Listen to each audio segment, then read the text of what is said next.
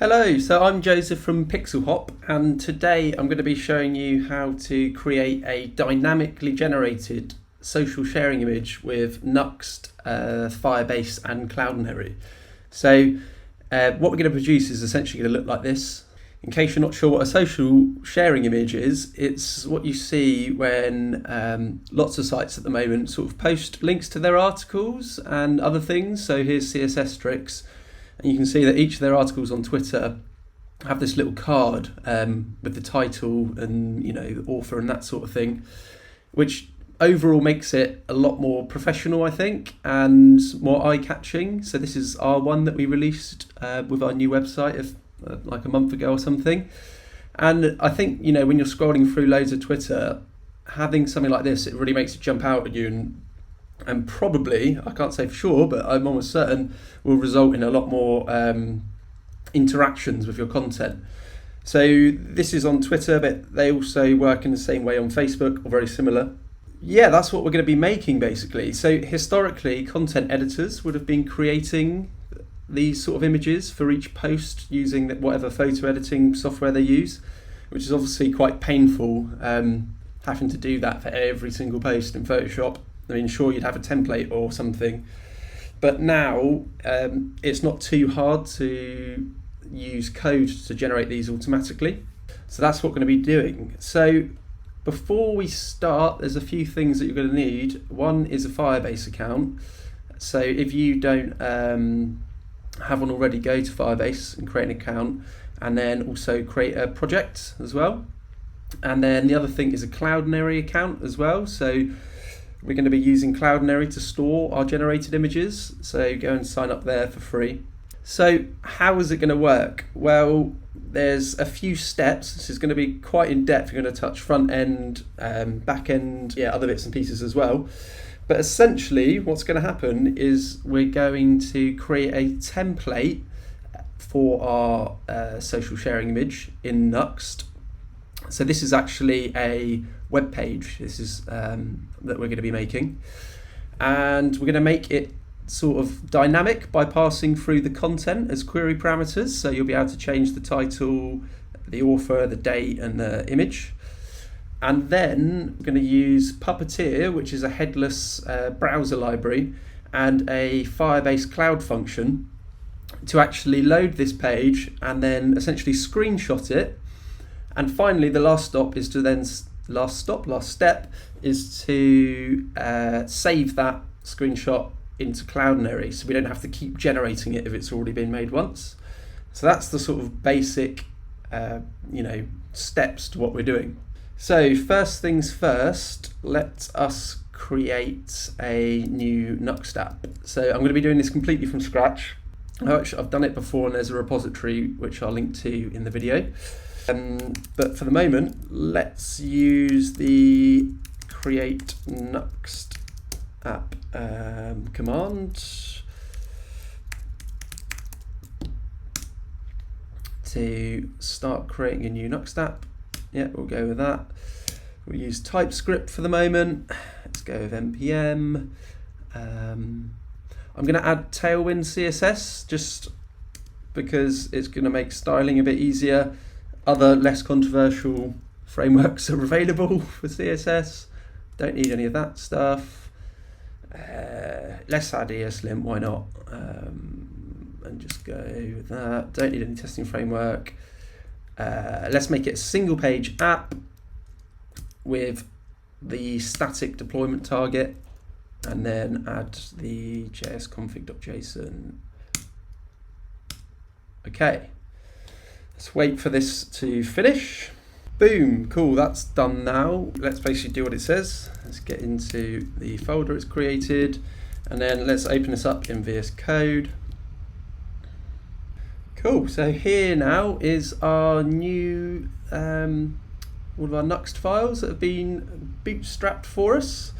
Now, the first thing is, before we get going, I'm just going to add a few bits and pieces that are going to make it easier to style this. So in the Nuxt config, to begin with, I am going to add a few links to the head for adding in a nice Google font. There we go. I'm using Inter, which is really popular at the moment because, you know, we've got to look like authentic web people, don't we? So let's go with that. And then finally, we're going to have to create a tailwind.config.js, and we're basically just going to let it know about that font so we can use it. I'm copying and pasting here to save you the pain of watching me type this out. There we go, and there we go. Cool, so now we've got that going, let's get it running. Let's open a new terminal. npm run dev to start the Nuxt dev server. And that hopefully is now, there we go, beautiful, brand new Nuxt site. Okay, so step one of this is basically to create the template that's going to look like this, essentially. The first thing is, when designing this, you have to kind of remember the size that you want your social image to come out. To be brief in this, we're essentially copy GitHub because if they've chosen this size, I'm sure it must work in most browsers. And that is 1600 by 800. So I found while working on this that it is quite useful to open DevTools, go to the device emulation bit and turn it onto responsive mode and then just whack those numbers in there. And then that way you can see what it's going to look like when it's actually rendered, which is quite useful. Okay, so the next step is, if we go back to our Nuxt code, we basically want to make sure that the page fills the height, and let's also just get rid of all of this default styling that's been put in here, like that. So yeah, we want to make sure the page fills the height so that when we're rendering out this border is always all the way down to the bottom and things like that. So to do that, we just go and put a bit of styling into the style tag of the default layout. So this layout will be used on every page. So let's just add this, and that's basically going to force the page to be 100%. So next step is, before we get into creating the template itself, let's just repurpose this logo component. And I think for this demo, we're going to pretend to be yet another plant tips site. So I've actually got a logo from, well, not a logo, I've got a little icon from a site called Flat Icon, which is really great when you're making little projects like this if you need some nice SVG icons, and quite often I end up using them for logos. And I've just pasted the whole SVG in there now. So now we've got a little logo component. So actually, if we go back to here, that is this essentially. So now that we've got that, it's time to create the actual page itself that's going to be used as our template. So if you go into Pages, create a new file, let's just call it opengraph.view. And obviously, because this is a Nuxtap, this is going to generate a root for this page. You could apply the concepts that we're going to learn here to whatever front-end framework you work, like whatever front-end framework you prefer. But for the purpose of this, we're just using Nuxt because I like it, basically. Right, I'm going to copy and paste this in again, and then we will go through what's going on in here, because there's a lot going on. So, starting at the top of the template, we've wrapped this whole thing in client only, and this is a Nuxt specific component that essentially says don't pre-render any of the content inside of this component. And the reason we need to do that is because we're going to be setting content dynamically based on query parameters. If we don't wrap it in client only, you'll get hydration errors, which is a bit of a different topic, but anyway, we've got to do that, so let's do that. The next thing is creating a container, and of course I'm using Tailwind here. This isn't really a CSS tutorial, so I'm not going to go too much into what we're doing. It's more about the whole concept of how to get this to dynamically generate. But you basically want to make sure there's quite a big border around everything, and that's just so when it actually ends up getting posted to social media, sometimes they like crop it a little bit, and by having a nice big border around the edge, it means that the sort of inner content that you've got hopefully won't be cropped out. And then we're setting the font, giving it some padding, and we're using flex, which is going to be really useful in this case to keep everything nicely centered horizontally, whatever the sort of size of the content inside. So this line here is our container. Moving down, we've got a little bit of static content. So we're now using the logo that we created in the previous step. And then there you go, plant master, that is our title. So that's this element here. So moving down, this is where we actually get to the interesting side of things. This here is like the inner content of our social sharing image. And you'll notice here that we're actually using the Vue.js router query object and then the title parameter inside of it. And what this means is we're going to be able to adjust the content that is rendered inside of here just by requesting the same page with different query parameters. That will allow us to change the title here. We also got one for the author name and the date, and then this author avatar URL, which you'll see here. And these ones I've wrapped in a VIF so that they're optional basically. So the only thing you actually need to pass through every time is the title. And optionally, if it's a page that's got an author, you can pass through an author image as well. And then you can just see here we're binding the source of this image to the URL that you'll be passing through. And then after that, we've got some static content again, just with the website URL and then your Twitter handle. The component itself is really simple. We just import the logo and register it. So that's it really for our template. So I guess let's have a little look at how that's coming out. So if we now go to our Open Graph page, so actually you can see here, this is what I was talking about. It's not filling the height for some reason. So let's go and have a look what's going on there. Layout. Oh, it's because there's this div here that's not full height. So let's just see if we can get rid of that div actually. Ooh, there we go, full height. So you'll notice now everything's missing in the middle, and that's because we haven't passed through any query parameters. So let's just do it now. Title.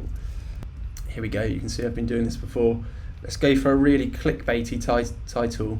10 reasons you should grow a cheese plant. I'd definitely click on that. So there's our title, which is cool. So let's test out the other features. One thing to note is you're going to want to make sure that when you're passing these things through, they're URL encoded. That's especially important when we get to the image for the that avatar, because otherwise you'll end up breaking your URL. Aha, there we go. So now you can see we've got an author name, a date, and a little avatar. So it's going to be quite hard to see up here basically. I can't make it any bigger, but you'll see we've got our title here. And then we've got our next query parameter, which is author image. And that is a URL encoded URL. Let's get to the end of that. And then we've got author name with my name in there. And then we've got the dates. Just the date doesn't have to be a real date, it's just a string essentially that you pass through as well.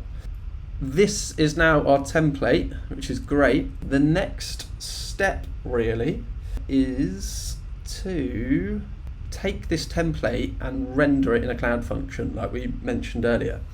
When you're adding social images to a site, we'll just quickly touch on this. You essentially have to add meta tags to the head of the site. If I go and have a look at our PixelHop site, I can show you. If we open up the head, you'll see all these little meta tags here, and the ones that we're really interested in are, let's see if I can find it. Here you go, OG image, property OG image, and then it has a content which is essentially a URL. So this URL has to point to basically somewhere that returns an image. So you can't point it to a HTML page, unfortunately. Otherwise we could just, point it to this with these parameters and it would work. That'd be great if it did allow you to do that, but it doesn't. We've basically got to take this and render it into a static image that we can then let the social networks know about by adding one of these tags that points to it. So that's the next step. the first thing you're going to have to do is get set up with Firebase. So like I said, sign up to Firebase and then add a project. At one point to note is, because we're using cloud functions that are going to have to be making network requests, you have to add a card to Firebase to enable billing. I think that you'll probably be within the free tier, but they just don't, it's like a security thing. They don't want cloud functions making network requests if they're not, you don't have billing enabled basically. So you will have to do that, but I personally haven't been charged for this because it's not a very sort of, you won't get a huge amount of traffic to your functions, probably, unless you have a really popular site. So once you've got set up with a new project, I've already got one here for this, which is this OG test one, which I'll be deleting after this. But you're going to want to make sure that you've got the Firebase CLI tools installed. So to do that, you're going to need that command essentially. And then once you've done that, you need to log in with the Firebase CLI, which is very easy. If you're already logged in the browser, you can then just do Firebase login.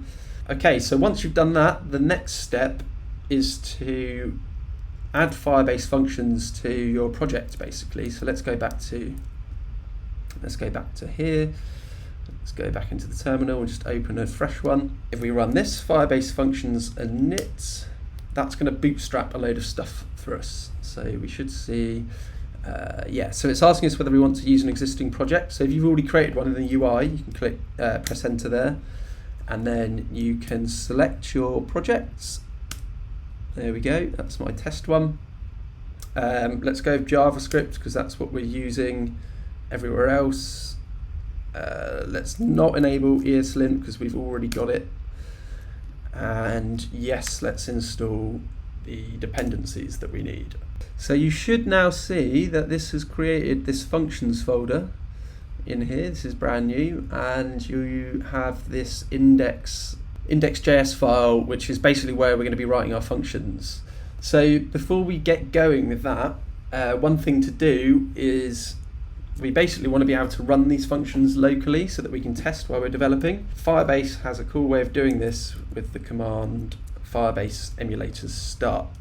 This is basically going to allow us to run our functions locally. So at the moment we actually don't have any in here, so we're not going to be able to do anything. Okay, final thing before we get going with this cloud function is we're going to need a few dependencies. So we're going to need to install Puppeteer, Cloudnary, and then a package called object hash, which I'll talk about later. And we're going to want to do that in the functions folder. Let's install those now. Awesome, they're installed now. And now it's time to get going with our actual functions. So firstly, let's get rid of these linting errors. So we need to require the functions package, obviously, because we're going to be using Firebase functions. Oh, another point before we go too far with this is that you could use any cloud functions to run this really. I'm using Firebase just because it's quite easy to use, but you could run it in AWS Lambdas or Netlify functions or anywhere else. So the next thing we're going to import is Puppeteer.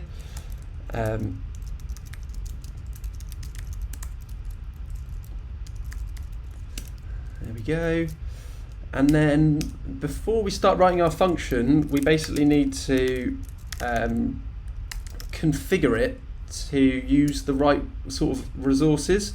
So as I mentioned, running Puppeteer and that sort of thing is quite intensive. So we basically need to change the defaults of our cloud function to, one, in this case, wait long enough for it to finish. The default timeout's really short, so we've now set it to 300 seconds. And then the other thing is the memory that's going to be required. I've found it works okay with 512 MB. So we've got this little config object, and basically now we can create our function, which is going to be our endpoint, and we can pass it that config, and it will make that function run with 512 MB. So let's create one called generate preview equals to functions.runWith runtime ops. So this is how we set it to use these settings basically. And then what we've got to do is create a HTTPS function. In our case, we want to create an endpoint essentially, so we choose HTTPS, and then we're going to go on request async, and then we get request passed in there and a response, and we'll open that out. There we go. Oh, that should be exports. There we go. Okay, so this now is an endpoint. So if we save this, there you go. You can now see that the emulator's refreshed, and we've now got a local endpoint that we can test.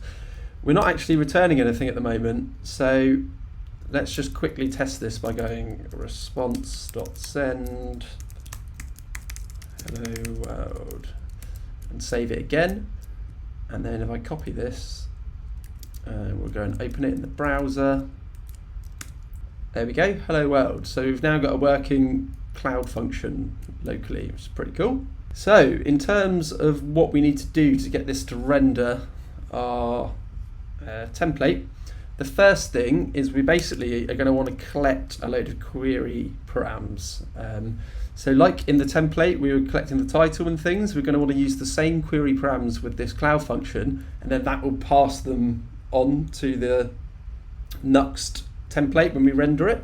So if we just go const params equals to we want title, and you can get the query params from the request that's passed in to the function up here. So we want request.query.title. Do you know what? Let's just duplicate this a few times. Yes, you could use destructuring to do this as well, but let's just go like this. And the dates, I think that was everything, wasn't it? Yep. So now we've got little objects which is holding our parameters. So the next step is to spawn a headless browser with Puppeteers. So we want to create a variable that's going to hold our instance of Puppeteer, and then we want to do Puppeteer.launch like that. That's going to give us a headless browser instance. Next, we need a page.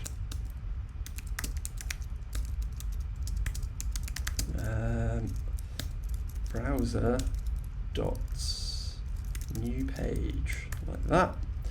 The page is going to let us sort of actually request our Nuxt template.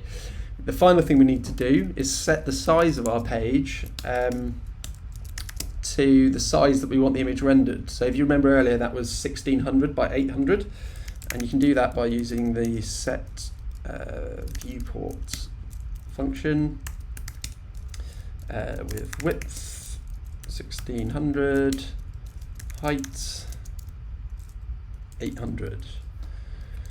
Cool. So by this point, I'm going to have a little virtual browser. You're not going to be able to see it when you run this because it's headless, but you've got to sort of trust it's working. So now that we've got a page that's the right size, we basically need to get it to render our template. So we're going to have to pass it a URL. So what we need to do here is basically reconstruct the URL using these parameters with the query parameters. So like when we were looking at it in the browser here, we basically need to create this URL, but in our cloud function code. So to do that, we can use the vanilla URL class, and for the moment we're just going to point it at our not 8080. We're going to use our localhost dev server, but before we deploy, we'll change this to a version that's hosted online, otherwise it wouldn't work once it's deployed. And then essentially we need to add in these parameters to it if they exist. So what we're going to do is we're going to iterate over our parameters object.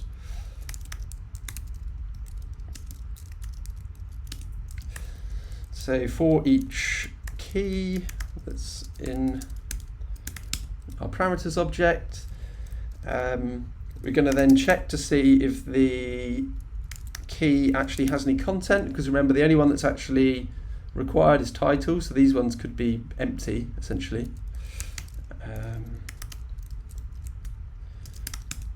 If it does have content, then we basically want to use the URL's search params API to set a new query parameter. So we can use the key and then params.key. So at this point, let's just return this URL just so that we can sort of debug and check this is looking good. So if we go to string, so we're just going to return it in our response and see what happens basically. So if we go up here, there you go, we can see that's our URL at the moment. We haven't passed anything through up here, so let's add title. There we go, it's remembered. And now you can see that it's added all of these query parameters. They're all URL encoded because that's one of the nice benefits of using this essentially. And yeah, so now we've got this URL, we can basically tell Puppeteer to load it. All right, let's do that. So we use our page that let's just add a little comment in here so we keep track of what we're doing. I always misspell Puppeteer as well. There we go, that's it. So we need to use our page, and then we need to use the goto function, and we're going to make use of that URL that we've just created. So we go to string, and then we're going to add in some options here, and we can tell it to wait until there's event DOM content loaded. So essentially, this await here won't resolve until the page has fired the DOM content loaded event. In theory, the page should be loaded at this point, but I found actually for sometimes it's not. I'm not a Puppeteer expert myself, so what I found helps is if I put in an extra delay in here. This is a bit dirty because it's a magic number. You can't really guarantee that it's going to work, but unless somebody knows a better way of doing, actually checking that the page is fully loaded and everything's there with Puppeteer, we'll go with this for the moment. So what we're going to do actually is just out of this function, we're going to create a little function called delay, where you pass in a time, which will be a time in milliseconds, and then we're going to return a promise. There's probably a package that does this, but it's such a small function that it's not really worth adding another dependency. And then we're going to use set timeout. Ooh, set timeout.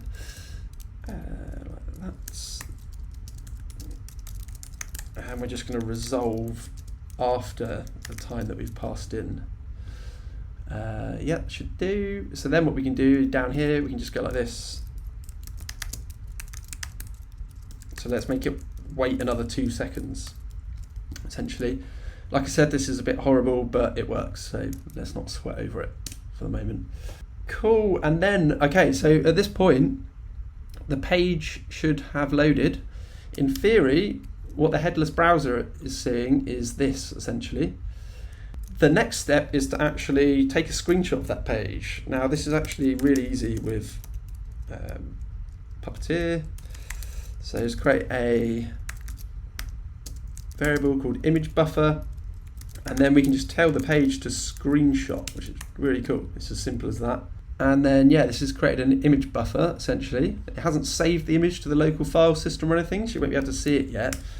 But now that we've done that, let's basically tell Puppeteer to shut down. So we can do browser, which I misspelled, .close, and that closes Puppeteer, which is good because otherwise its resources could be hanging around and so on. So now to check to see if this has worked, what is we can actually do a little trick to return this image buffer as a base64 string in our response. So rather than saving it as a local file, we can do this. So we're actually just using a template literal here, and then I'm taking this image buffer and calling the toString function on it. And now if we visit our function again here, rather than getting this URL back, we should hopefully get an image. Let's give it a go. It's going to take a little while now because we've introduced, ooh, got a problem there. What's that? HTTP. Oh, look at that.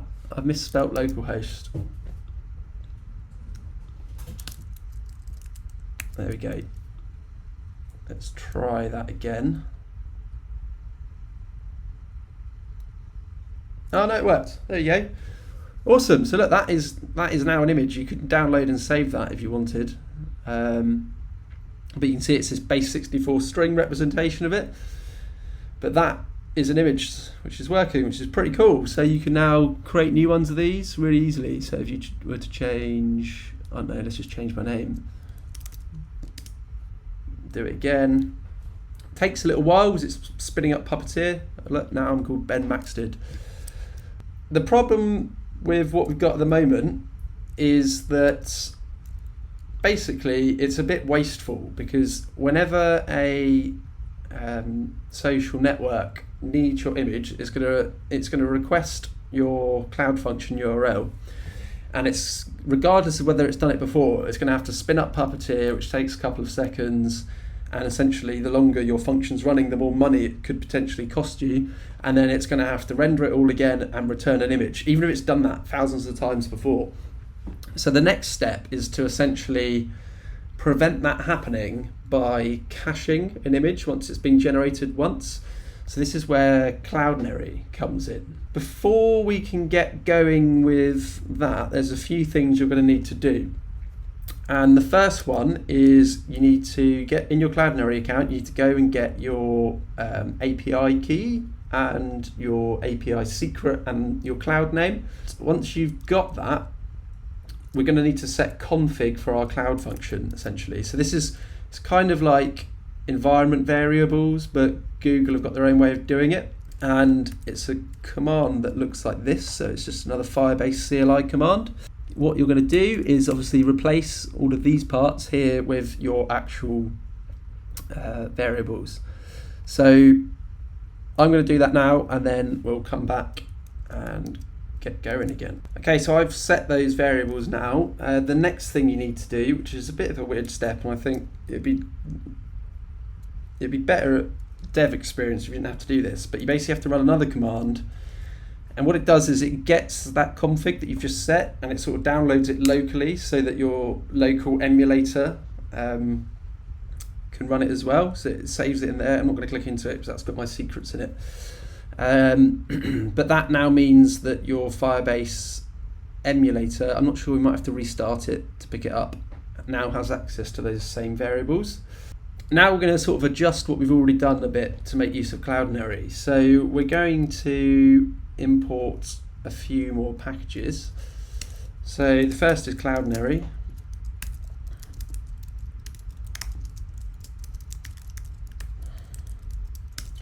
And we're going to want the v2 package like that. The next thing is the hash package we installed earlier. All will become clear with that one, why we need that in a sec. So now that we've got those packages, we're going to need to configure a new Cloudnary instance, which we're going to be using to upload to Cloudnary. We can do this, cloudnary.config,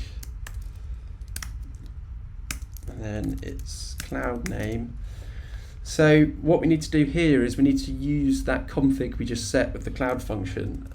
So to do that, you can do functions.config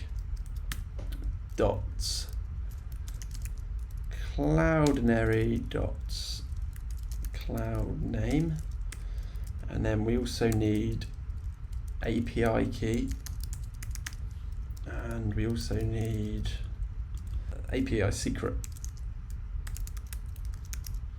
Secret. Okay, so that should be Cloudnary configured now. And then finally, we're just going to create another const here, and we're going to call it Cloudnary folder, and we're going to be using this to sort of prefix where we save all of our images. If we go back down to our code here and we sort of insert a few lines between the params and the Puppeteer launching, what we're going to do now is we're going to create a unique ID for the params using this hash, this object hash package. I keep missing the equals sign, I don't know what's going on. So what this is going to do is it's going to take this params object and it's going to create a hash of it. Now what that means is it's going to create a unique string so that if any of these things change, you'll get a different string. And the cool thing about this is it means that we can then use that as the ID of the image, and we can, before generating a new version, we can check Cloudnary to see if we've already got an image with that hash, and if we do, we'll just return that instead. So that's what we're going to do now. So let's just add another comment. First check Cloudnary for existing image. So let's wrap this in a try catch.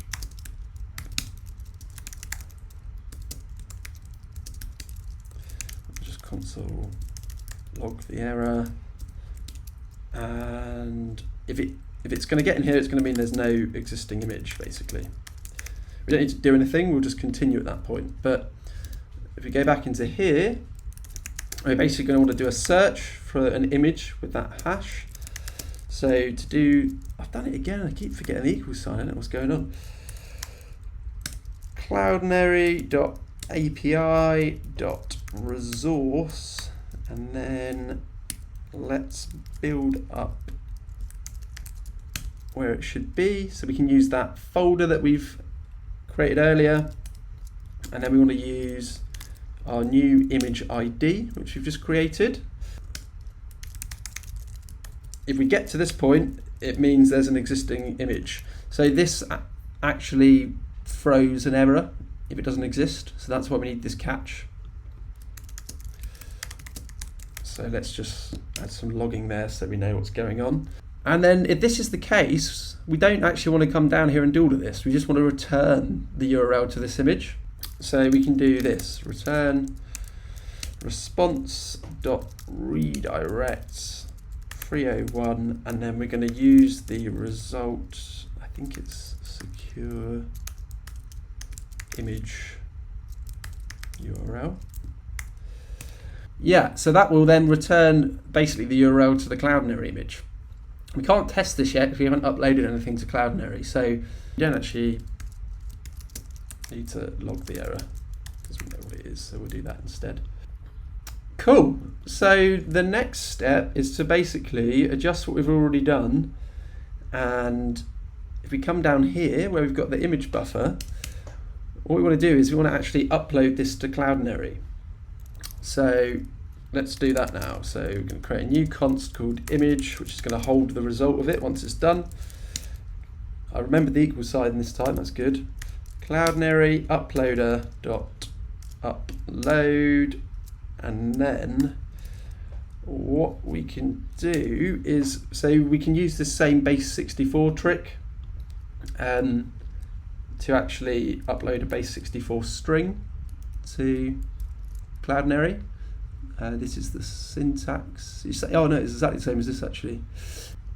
And we need to add in this little config object here, which is going to tell it where to save it. So we want for the public ID, we want to use that image ID that we created, which is the hash of the params, and for the folder we want to use Cloudnary folder like that. So that should actually upload it to Cloudnary. The final thing we want to do is, we could just return the string like this still, but actually now let's just keep it consistent and let's return the we want to return a redirect to the new Cloudnary URL. So we'll delete all of this and do 301, and then we want to do image.secure URL. Is that what I did up there? Oh, I don't know, I put secure image URL. It's actually meant to be secure URL, I think. Cool, so that should be it. So let's see what happens now. We should notice, if this works, this URL we should be redirected from localhost to Cloudnary. It's obviously going to take a little bit longer to run because it's doing more, essentially. But there you go, look, it's done it. That's now on Cloudnary.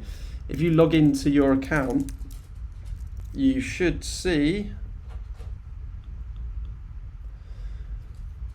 we go here to the media. I've got lots of things in here already, but look, there you go, there's a new one there now.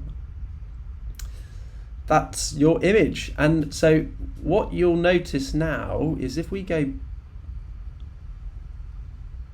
back to this URL, and then if we go again, this should happen instantly this time, because there's no, it's going to return the Cloudnary image rather than re-rendering it again. So if we try it again, there you go. You see that was instant that time, because I think it would have already found the other image, which is cool.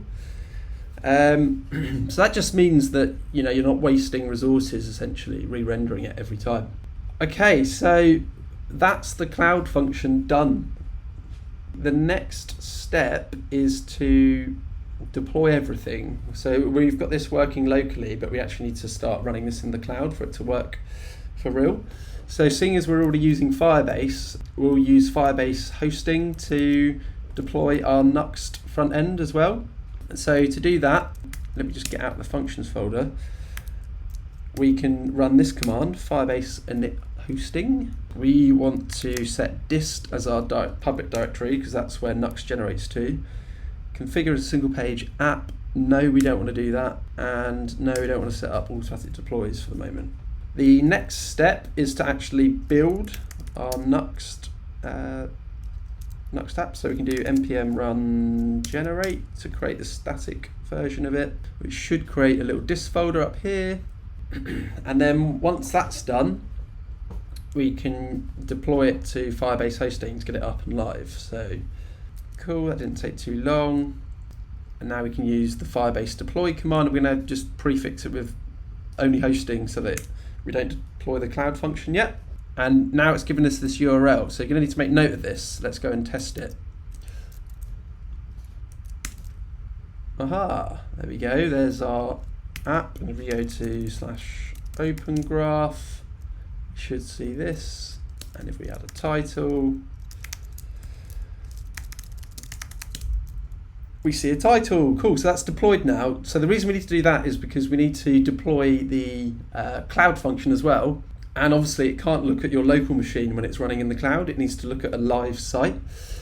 So now that we've got this URL up here, we basically need to adjust the URL in our cloud function so that it goes to there instead of local. So let's do that. So now that we've updated the URL there, we can actually deploy our cloud function as well.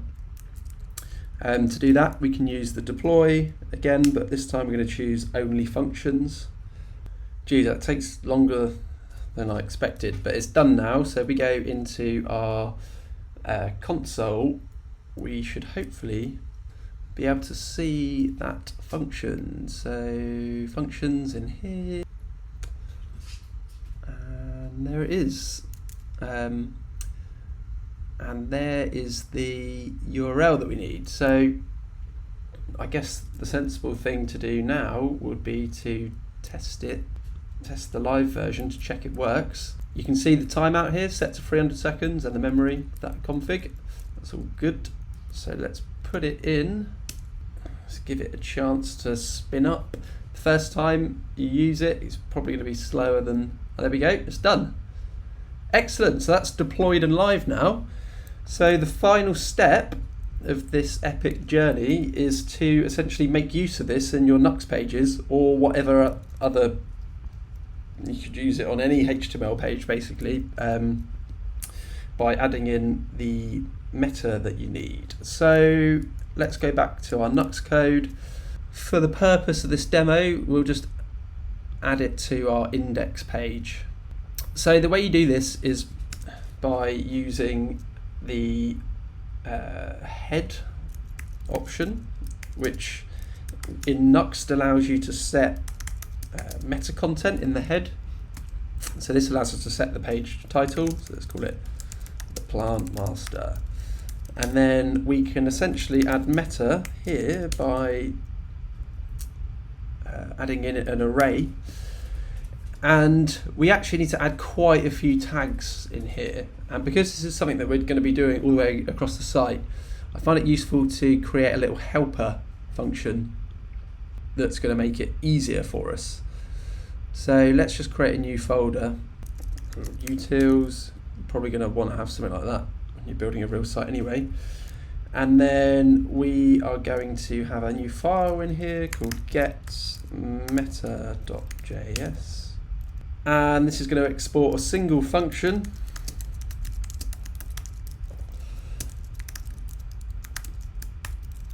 Which is going to take an options object. And this is basically going to contain the page specific contents like the title, the date, and that sort of thing. So let's just get that out of there. I would usually prefer to use TypeScript for this sort of thing, but it doesn't matter for the moment. So we're going to want title, description, to options. Let's get those out for the moment. Funnily enough, what we're going to do is essentially, if you remember when we generated the URL within the cloud function, we're going to do the same thing again, but using the one that's been deployed, but not in the function this time, in Nuxt. So this is my function that's just deployed. You're going to want to replace that code with yours. Again, we're using the URL class. And then we're going to do the same thing that we did in the cloud function, and we're going to loop over our options and add them in as query parameters to this URL. And now I'm going to copy it. I'm just going to copy this big array because there's quite a few things in it. So what we're then going to do is return an array like this. And if I save it, should format it. This array basically, these all describe meta tags that are going to be added by the Nuxt. I think it's actually called view meta package, and you have to give them an ID and then their name, and this is the actual official HTML name that will come out, and then the content. We're going to be passing through the description in here, which is going to come out in a few places. So this is going to create a standard description meta tag. And then if you come down here, you'll see that we've got these Twitter card tags. Now these are specific to Twitter, and they're going to make sure that when your page is shared, it comes out like this essentially. So you have to add extra tags for Twitter. And then the other ones that you have to add are called open graph tags, and they're for like Facebook and other social networks. So just going down here, you have to add the description again, specifically for Twitter, the title, and then also on Twitter you have to add your like Twitter handle as well.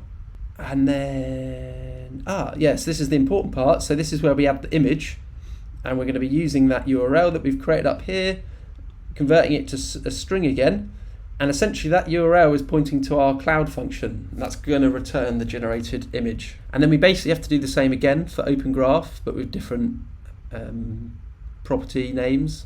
And then again here you can see we do the same thing with the image. And with Open Graph as well, you have to let it know about the size. This function is basically going to save us having to write out this whole array for every single page over and over again. We can go and use it in our index page to make this a bit quicker. So we import it,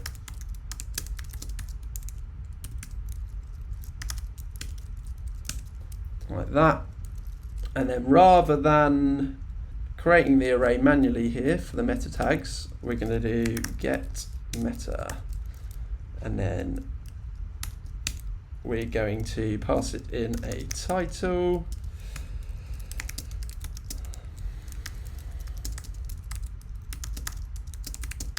Why not go for that?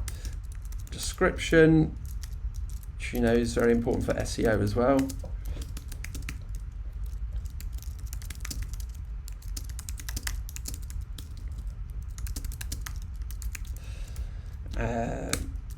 And then these are the other things that our Open Graph image template expects. So we go with that for the author name, author. What else have we got? Author image. I'm just using a placeholder avatar service at the moment for that, and then a date, which is just a string again. There we go. So we save that, and then we go to our site here. So this is my local version. Let's look in head. Oops, I can click it properly. Here you go, here's all of these meta tags that we just added, all added in, and this was the important one. You can see the link generated to our cloud function that's going to return our open graph image. So one point to note is the whole reason that we've done this is so that we can make this image dynamic. Now I've hard coded the data in here. Obviously with Nuxt you can load data in dynamically in like the async data hook, where you would probably load some stuff in from an API and then return it. Here I'm just gonna imagine here that we're loading data from an API, and then I'll tell you what, let's just copy all of this and put it in here. So really this is how you make it dynamic. Obviously it's not in this example because I don't have any data to get, but you'd load it from an API and you'd return it in here, and there might be a page object. And then what you can do is, instead of having it hard coded here, you can turn this head function, head object, into a function, which then returns an object.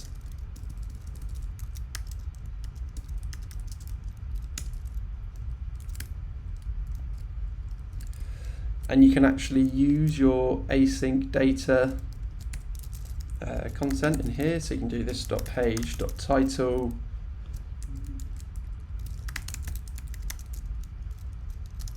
like that, description,